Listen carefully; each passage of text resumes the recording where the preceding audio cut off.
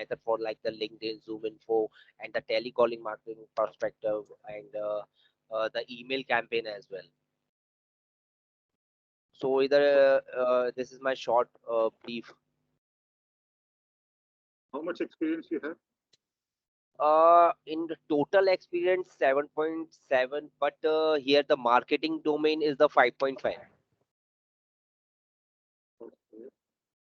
And do you have any exposure to SAP?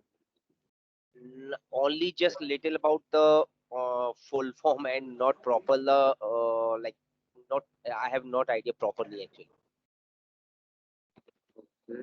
So you intend to do SPS for HANA and ECC both, right?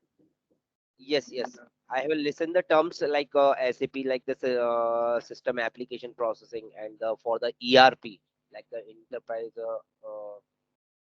I think resource planning. Okay. Rahul sir, this is for both. No? Yes, sir.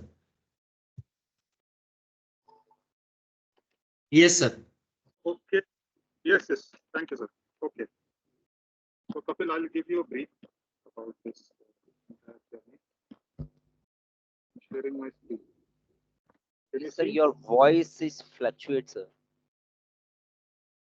Let me change my position. Now it is better. Yes, sir. Yes. Okay. Can you see my screen? Yes, sir. Okay. So Kapil, this is SAP is ERP software. Okay. ERP enterprise resource plan. Okay. आपके enterprise में जो भी resources है उनको हमें इस तरह से plan करना है that your efficiency is increased of business, right? Okay. क्या resources है? कौन से resources है? Man, employees, then machinery where you manufacture the goods. Money, of course, money is required for everywhere, and sales and marketing like you do for selling the goods. तो ये जो resources है ये हमें plan करते हैं इस हिसाब से that you are generating more revenue for your organization. Okay. कौन से products है SAP के अलावा? Okay. Oracle है, Infor है, JD Edwards है, there are multiple products. Okay. Similar ERP products available in the market, but SAP has the biggest market share. Okay. Okay. And Okay. there is a lot of what you can say. There are a lot of opportunities in the market that you can get as a functional consultant, as a technical consultant. Okay, I'll come to that. But there are opportunities in the market. Okay. Systems, applications, products in data processing. आपने जो अभी कहा SAP क्या है आपको पता है थोड़ा बहुत. So that is systems, applications, and products in data processing. So whatever business data that you are generating, all the data will be processed using SAP. Okay. And you will also generate data using SAP. So it is not only processing of data, you will also have access to systems and applications which are given by SAP so that you can process your data. Okay. In short. So how did it start? It started in 1972. Okay. So there are some couple of maybe four or five engineers from IBM team. They came out and they started SAP. Okay. And when they started SAP, it was initially a very normal client server architecture. But in in 1979, they came up with R2 mainframe. Okay. What is this R2 mainframe? There are two servers. Okay. R2, level 2, architecture 2, whatever you can say like that. There are two level architecture. That is, one is we can say client and one is server. Okay. So one is database server and one is application server. So whatever what we can say applications that you want to run, instructions that you want to have, all that will have access to application server और आपका जो data है फिर वो आपके database server में जाके बैठेगा. Okay, simple.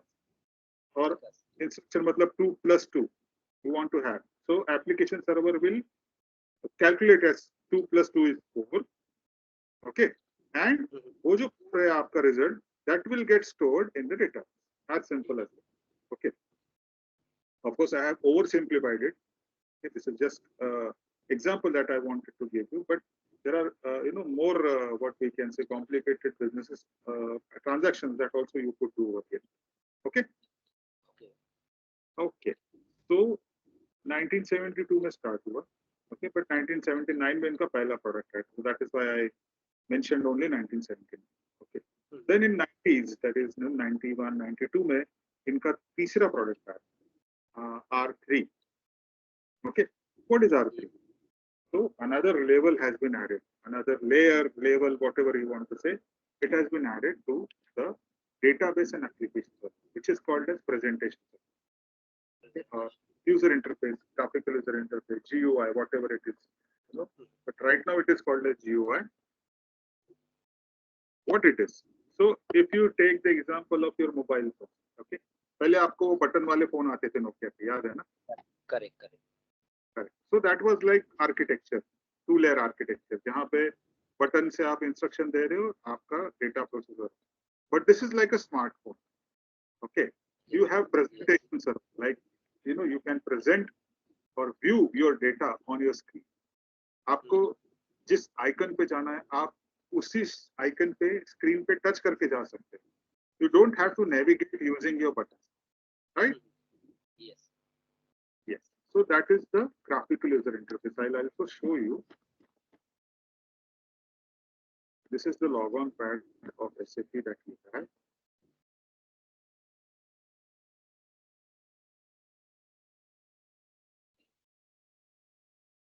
ऐसे मतलब मैं स्क्रीन पे देख सकता हूँ क्या हो रहा है. करेक्ट. मुझे जहाँ पे इनपुट इन देना है, आउटपुट देना है. तो it is also like your bank server. आप बैंक का आपका अकाउंट एक्सेस करते हो ना, तो वो जैसे आप करते हो वैसे उसी तरह मैं user password, user name password यहाँ डाल सकता हूँ. Okay.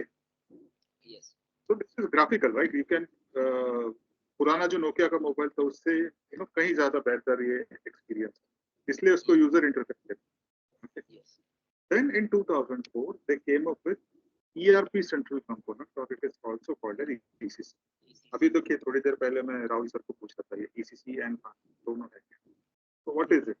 So ECC is like a further what we can say enhancement or further version of SAP SD. SAP, not HANA, it's SAP. Okay. Only this. Only SAP. Okay. So what it is? It is like they combine all the functionalities. ये जो resources है, okay, इसमें नहीं थे, ऐसा नहीं है. But here they became more centralized. They became more integrated. Okay. They also introduced a new technology called NetViewer technology. It is technical in nature. You don't have to worry about it.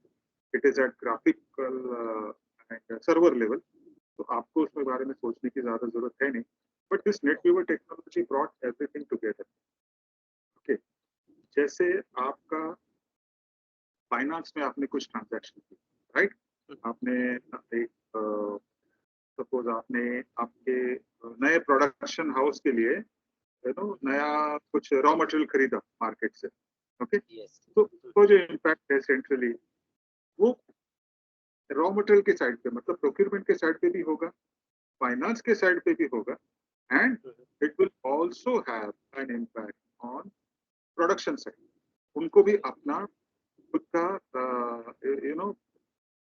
What we can say priorities, अपना खुद का operation सब manage करना पड़ेगा, क्योंकि अब नया raw material आया है, उनके उनके प्रोसेसेस उनको डिजाइन करने पड़ेंगे. So it is a centralised effect. Okay. और वो इट्स ईसीसी में पॉसिबल होगा. Okay. Then in 2015, okay, they came up with SAP S4. ये आप लोग SAP HANA की तरफ जाएंगे, but I'll give you a brief example कि अगर ECC या SAP होता ही नहीं है ना, या फिर 1972 के पहले बिजनेसेस नहीं चलते थे, ऐसा तो नहीं है ना, बहुत भी बिजनेस चल रहे हैं. तो SAP आने के बाद क्या फर्क हुआ, क्यों इतना इसको हाइप कर रहे हैं, ये सच में ओवर हाइप है या फिर सच में इसका इतना फायदा है. Okay. So you should have that understanding.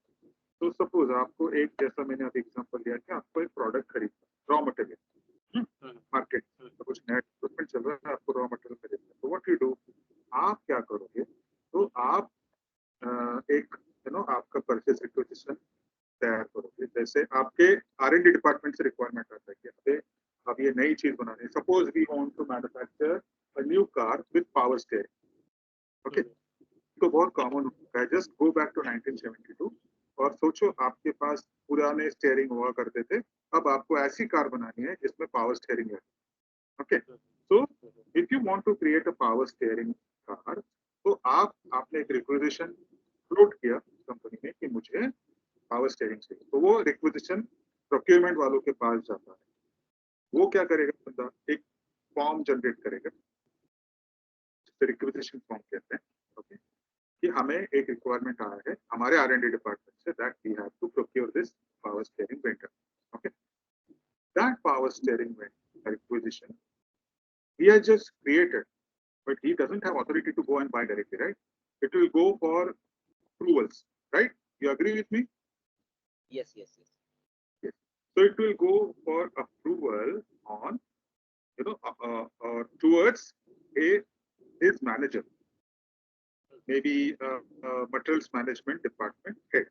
Okay, उसके पास जाएगा, वो चेक करेगा यार सच में रिक्वायरमेंट है क्या, may be he will confirm with R&D department over the phone that such में आपका रिक्वायरमेंट है, कितना बड़ा रिक्वायरमेंट है, आपको कितने पीस लगेंगे for your R&D purpose development, एक हो जाए, दूसरा कितने, how many pieces you want, what could be, who could be the possible vendors, what is the specification, so all those things will be required. So he may be meeting with R&D department over phone or email or whatever, is the best possible way. Then he will up. पैसा उसको देना है क्या, नहीं, पैसा will be given by finance department, right? So that particular requisition now will travel to finance department. Finance department clerk will verify he will not understand technicalities, but he will just verify the cost, है ना? Correct. कितना पैसा लगने वाला है, मुझे कितना fund allotment या allocation करना पड़ेगा. He will check from his end and he will forward it to his manager. Finance approval. Okay. इसको करने के बाद वो फाइनेंस अप्रूवल हेड के पास जाएगा, तब तक सपोज वीकेंड आ गया तो खत्म हो गई बात, है ना, 2 दिन के लिए वो रुक गया क्योंकि पेपर पे हो रहा है ना, पेपर तो ऑफिस में पड़ा है टेबल पे और फाइनेंस घर पे पहुंच गया, isn't it? So how you will tackle the situation? So in this case, once the finance manager is back on Monday, then he will check paper and then he will, okay, ऐसा है, अपने पास पैसा है, कितने piece चाहिए, 10, he will verify it and then he will approve that. फिर वो कागज ट्रैवल R&D प्रोक्योरमेंट में जाएगा और फिर वो लोग उसका ऑर्डर बना के वेंडर को भेजेंगे, है ना? अब सोचो ये क्वेश्चन है, जब आपको SAP के थ्रू ये रिक्वेजिशन अपलोड करना है, ओके, पहली बात आपका जो रिक्वेजिशन पहले पेपर पे बना could have some mistakes, right? At initial level, size हो गया, कुछ तो handwriting में, क्योंकि it is on paper, right? Or even if you try to print it, so it's not handwritten. Printing में भी कुछ गड़बड़ होती है, कुछ भी हो सकता है. Yes, yes. आपका पावर शेयर का कोड है वो गलत हो गया, anything, so that could happen. Now when you are trying to make a requisition using SAP, I'm saying that SAP cannot be wrong. बिल्कुल ही गलती नहीं हो सकती, तो क्या हो सकती है, अगर आपका प्रोडक्ट इनपुट कोड तो पहली बार में गलत हो सकती है, but this code cannot go every time wrong because you create something called as master data. Okay, and that master data is, एक बार आपने क्रिएट कर दिया, फिर वो बार बार आपका सही से यूज होगा, उसको आपको बार बार क्रिएट करने की जरूरत है. तो this parameter once you do that, आपका मिस्टेक होने का chance, and this you will create in your transactions which are already pre-existing in SAP. तो आपको हर टाइम कुछ नया करने की जरूरत है। जैसे आपका बैंक का फॉर्म, आपको अगर बोला जाए कि ये आप फॉर्म आप घर से फिलर करके लाओ, तो यू विल गेट क्या डालना है और क्या नहीं डालना है एग्जैक्टली आपको सोचना पड़ेगा।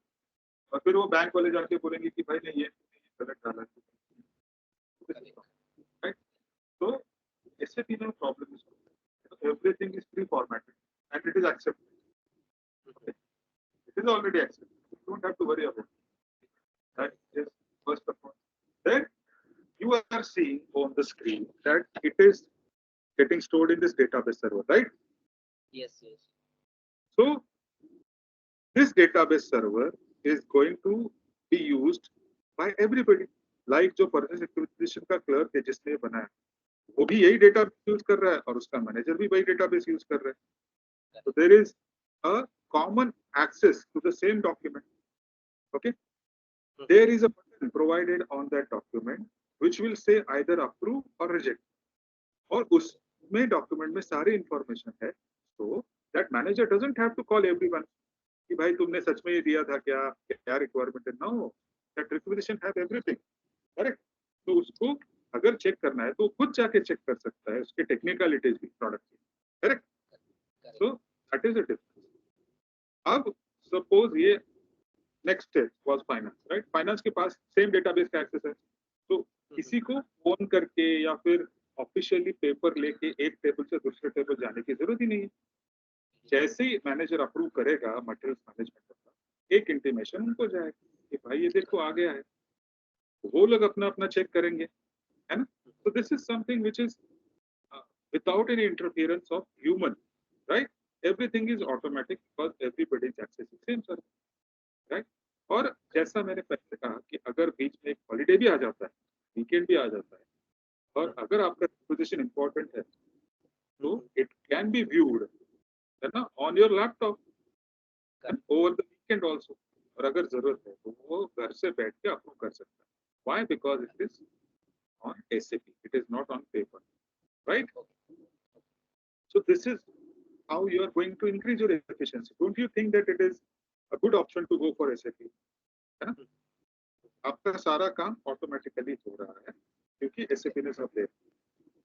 So this was all about SAP, its history and the usage. Okay? अगर ये सब कुछ सही चल रहा था, ECC में सब कुछ सही चल रहा है क्योंकि अभी भी लोग ECC यूज कर रहे हैं. Correct. Nothing is wrong with SAP और ECC का. ओके. तो फिर ऐसा क्या हुआ कि हाना की जरूरत पड़ी? करेक्ट, है ना? 2015 में ऐसा क्या हुआ कि दे came up with S4 Hana. R3 के बाद S4 है, तो इसका मतलब ये फोर्थ लेयर ऐड हो चुका है क्या? ऐसा नहीं है. This is SAP suite. S stands for suite for HANA. ऐसा उसका फुल फॉर्म है, या आप उसको fourth. Sir S4 means S for ये जो S है ना, इसका मतलब है suite. SAP business suite. Okay, suite. हाँ, suite in the sense it is a combination of multiple functionalities under one suite, one umbrella. Okay. And for FOR लिखते हैं ना हम लोग इंग्लिश में, उसके लिए उन्होंने 4 लिखा होता है. और हाना, हाना क्या है? हाना इज अ डेटाबेस. ओके.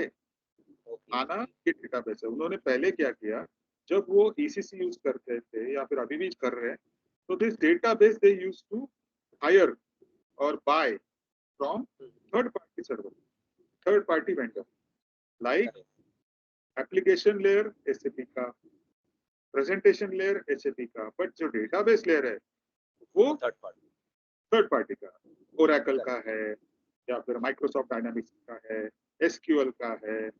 तो मींस वी कैन से कि उनका खुद का डेटाबेस नहीं होता था. करेक्ट. होता था. Correct, exactly.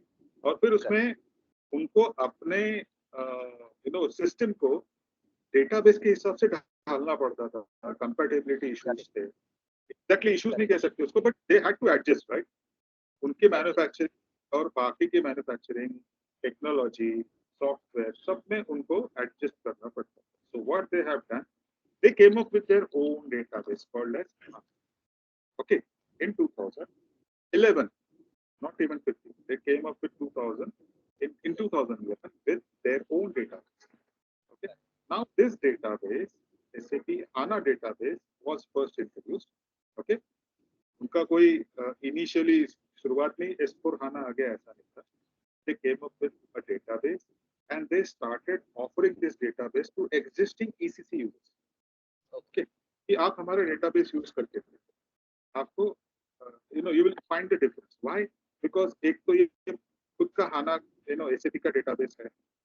So it will have more compatibility and it has many advantages. Many advantages. It is like उनका जो टेक्नोलॉजी HANA का database बना वो पूरी तरह क्या कहते हैं इंडिजिनस है, टेक्नोलॉजी खुद का है और इन मेमोरी टेक्नोलॉजीज है, पुश डाउन कोड है.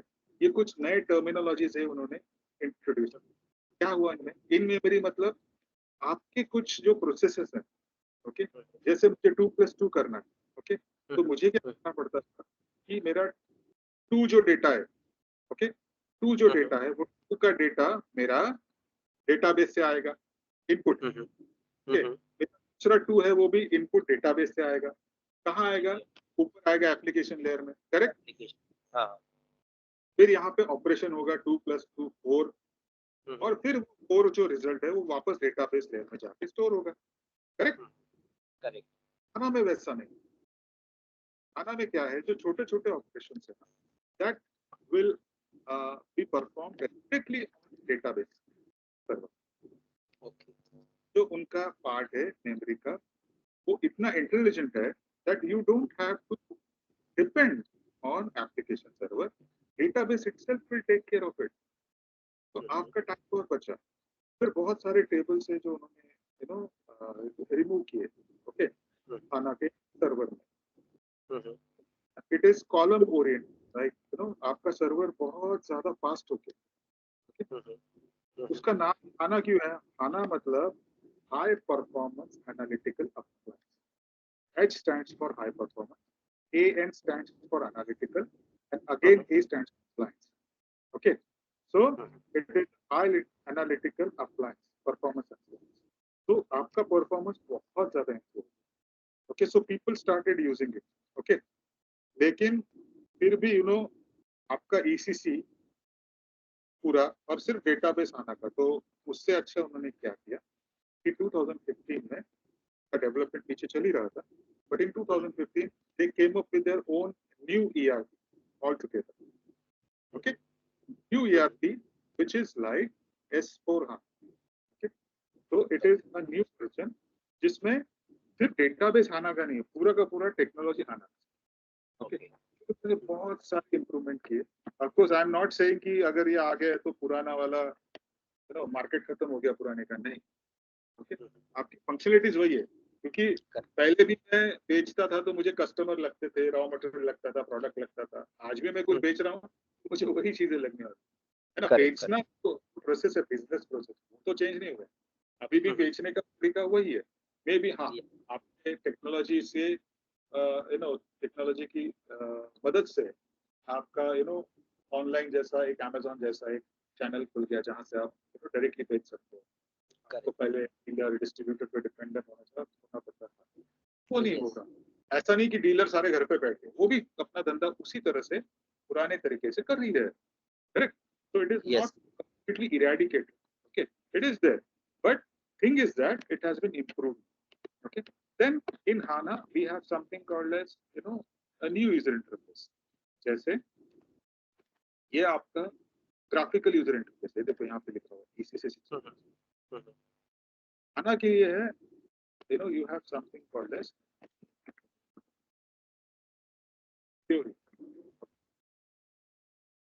theory. I'll just type here. देखो SAP theory. It's a new user experience. इसका क्या मतलब?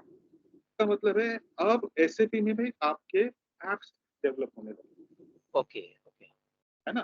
पहले आपको, अब जैसे मुझे यहाँ पे कुछ करना है तो ये देखो, ये ऊपर का जो बॉक्स है इसको कहते हैं T code box, transaction code box.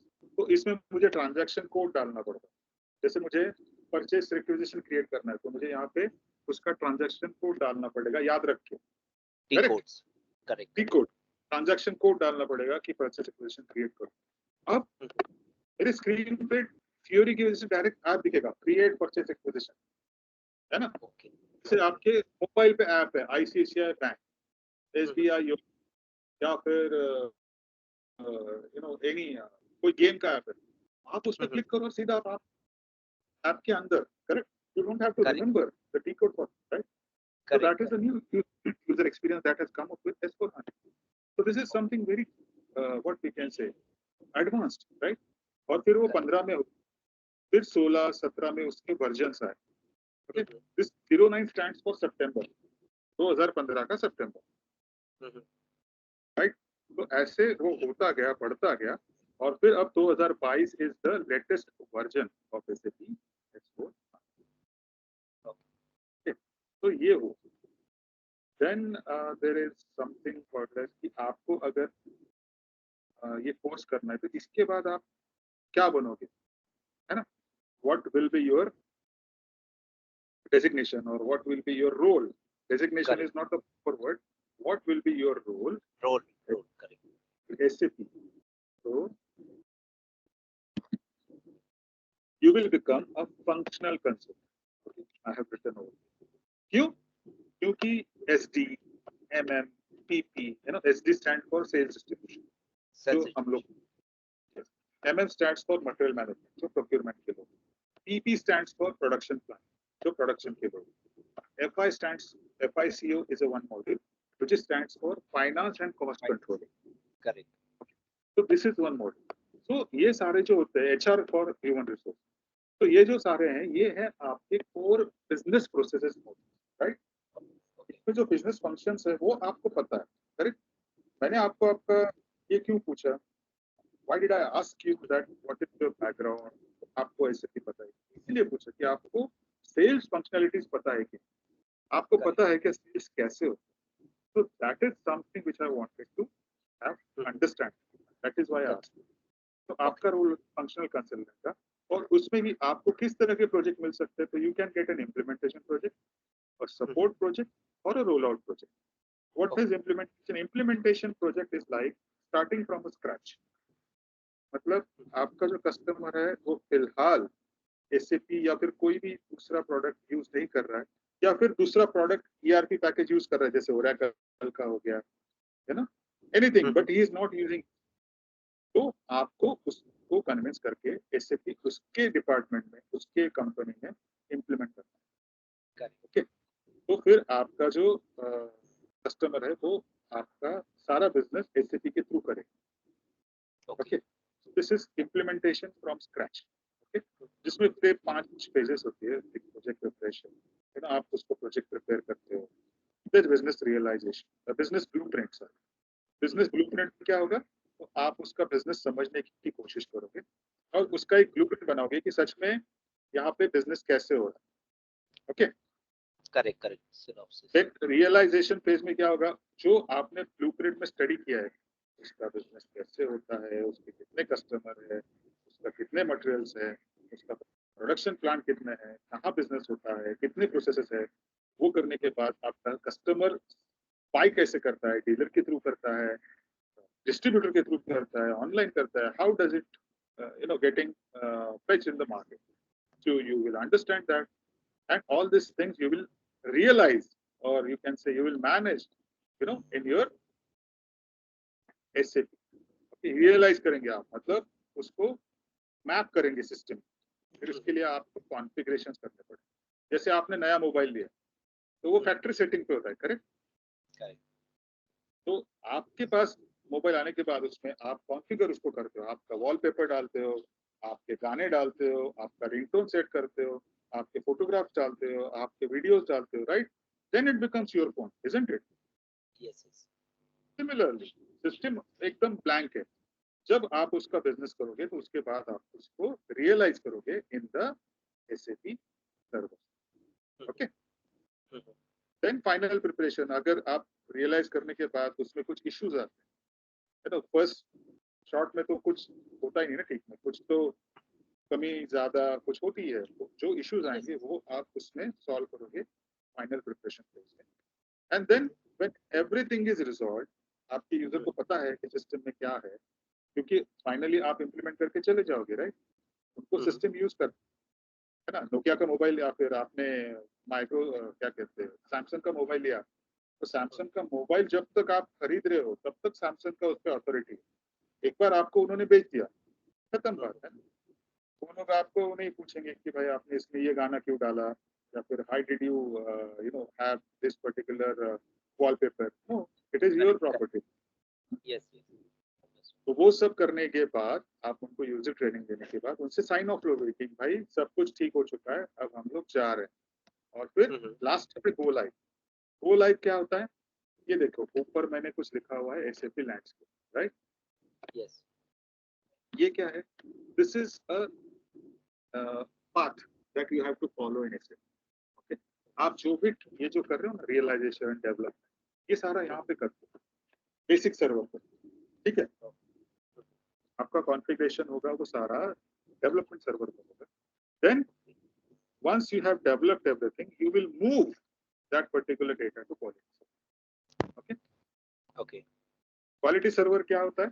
जहाँ पे आपका सारा टेस्टिंग होगा। जैसे आप अभी देखो आईपीएल चल रहा है, you must be seeing, Yes. Watching the matches. तो जो बंदे आपको देख रहे हैं आईपीएल में खेल रहे हैं या फिर इंडियन टीम में जो खेलते हैं, आपको लगता है कि जैसे कपिल देव किसी गली में खेल रहे थे और उनको सीधा उठा के इंडियन टीम में डाल, no, right? There is a long selection process, correct? Correct. Correct. वो बंदा पहले गली में खेलता है, खुद को ढालता है, and then they have to go through various processes. Yes. Yes. Domestic खेलते हो, फिर उनको प्रिपरेशन करके उनका टेस्टिंग होता है कि भाई सच में, जैसे आईपीएल में टेस्टिंग होता है, बहुत सारे बंदे आईपीएल से इंडियन टीम में गए और फिर उनको Correct. इंडियन टीम में प्रोडक्शन में खेलने का मौका। तो उसी तरह हम लोग इनको क्वालिटी में टेस्ट करेंगे, हमने जो प्रोसेसेस किए, इश्यूज रिजॉल्व करेंगे और फिर इसको प्रोडक्शन में मूव करेंगे, जिसको बोलते हैं code. Okay, Yes. Then next is roll out project. Roll out क्या होता है कि आपका एक प्लांट है इंडिया में, सपोज बैंगलोर में, आपने वहां पे एसीपी इम्प्लीमेंट कर दिया, और फिर उन्हीं का एक प्लांट है पूना में, उन्हीं का एक प्लांट है पूना में। yes, so that plant is going to go on SAP। अब क्योंकि एक एसएपी पे प्लांट है, दूसरा प्लांट नॉन एसएपी है, तो दिक्कत होती है ना बिजनेस करने में उनके साथ। So what you do, you roll out same functionalities to that plant। Okay. Okay, Coca Cola Poona से आपने कोका कोला बैंगलोर में इम्प्लीमेंट किया, तो फिर से आपको स्क्रैच से करने की जरूरत नहीं, क्योंकि you already know the business process and business is same, just location is different, right? Yes. Yes. So that is roll out। Okay, and last is support. Support में क्या होता है? देखो मैंने कहा कि एसएपी इम्प्लीमेंट करके चला गया, राइट? एसएपी यहाँ पे साइन ऑफ लिया उन्होंने कि भाई हमने सब ठीक कर दिया है, आपका अभी ठीक से चल रहा है, आपका डेटा प्रोडक्शन में मूव हो चुका है, अब टाटा बाय बाय। ओके, लेकिन एसएपी के चले जाने के बाद खत्म हो गई क्या बात? नहीं। क्यों? क्योंकि सपोज ये इम्प्लीमेंटेशन प्रोजेक्ट चलता है 6 महीने, 8 महीने, 9 महीने। 9 महीने के बाद वो चले गए, लेकिन 9 महीने के बाद सिचुएशन बदलना, चेंज होने वाला है क्या? नहीं। सपोज गवर्नमेंट का कोई नया टैक्स आ गया, कोई कस्टमर ऐड हो गए, कोई कस्टमर छोड़ के चले गए, कुछ एम्प्लॉयज थे जिन्होंने ट्रेनिंग ली, वो आए, लेकिन वो 6 महीने बाद वो छोड़ के चले गए। नए यूजर आए जिनको एसएपी पता नहीं है, तो फिर आप कैसे काम करोगे, है ना? तो आपका बिजनेस कंटिन्यूएशन में चलना चाहिए ना, एसएपी चलना चाहिए। तो वो कैसे चलेगा? वो चलाने के लिए आपको सपोर्ट लगता है। ओके, तो फिर आप क्या करते हो? आप कंपनीज में जाके उनसे सपोर्ट का लाइसेंस या फिर कॉन्ट्रैक्ट बनाते हो कि एक्सेंचर, इन्फोसिस, आप हमें अगले 3 साल के लिए सपोर्ट करेंगे, कुछ भी चेंज आए, कुछ भी नया हो, या फिर हमें कुछ दिक्कतें आए, तो आप उनमें हमें हेल्प करो। ओके, तो दिस इज हाउ हम लोगों की रोजी रोटी इसी से चलती है ना, सपोर्ट से। इम्प्लीमेंटेशन मिलता है, नहीं मिलता है ऐसा नहीं कहता, बट सपोर्ट से हमारी रोजी रोटी चलती है। ठीक, okay, so this was all about SAP ECC and course। okay, HANA is a new advantageous software. ये हमारा जो कोर्स होगा ये दोनों है ECC and HANA. Okay. Okay. ECC तो मैं पूरी बिजनेस प्रोसेस नहीं बता पाऊंगा क्योंकि it is not possible. नहीं तो वो क्लास 6 में चलेगा. आपको जितना बेसिक्स है वो मैं आपको सारे. Okay. Then we will compare the HANA. Yes. इसी चीज को कैसे देखना है, अब हाना में ये चीज कैसे होती है, तो व्हाट इज इट, तो you will understand it clearly कि भाई ऐसा ऐसा, ठीक है, तो you will have basic idea of all master data. Sir, your voice is fluctuate. Okay, अभी ठीक हो रहा है? हाँ, अभी ठीक है. So you will understand everything. और फिर हमारा क्लास कम से कम 2.5 महीने चलता है, 2.25 से 2.5 महीने चलता है. ओके, अभी ये शुरू हो चुका है ऑलरेडी. ओके, एक बंदा है जिसका मैं ले रहा हूँ क्लास, तो आपको अगर ज्वाइन करना है तो you have to tell me very fast because फिर मुझे उसको 1 हफ्ता होल्ड पे डाल के आपको उसकी लेवल पे लेके आना पड़ेगा. Okay, so please convey your decision preferably today only, क्योंकि अगर आज आप उसको डिसीजन को आप बनाते हो आपकी, तो फिर कल का दिन हम लोग यूटिलाइज कर सकते हैं. तो नहीं तो कल का दिन वेस्ट हो जाएगा, फिर मंडे से हमको बहुत क्रंच है टाइम का, office and everything, so many things have to be managed. So I really request that if you are making your decision, I'm not forcing you, it is a completely, I respect your decision, so there is no hard and fast. I'll let you know like today end of the day definitely. Yeah, you can let Rahul know, and Yes. he can get back to me. But yes, Yes, sir. yes, you can tell fast. That is just timing is what I'm stressing. बाकी आपके ऊपर है, ठीक है? Yes, sir. Okay, that is all. Thank you, sir. Thank you. Thank you, sir. Thank you, Kapil. Kapil, do let me know. आज आप बताओगे, जब भी बताओगे, take your time and just let us know, and then we can start. Correct. ठीक है? Yes, sir. Okay. Thank you, sir. Okay. Thank you, Kapil.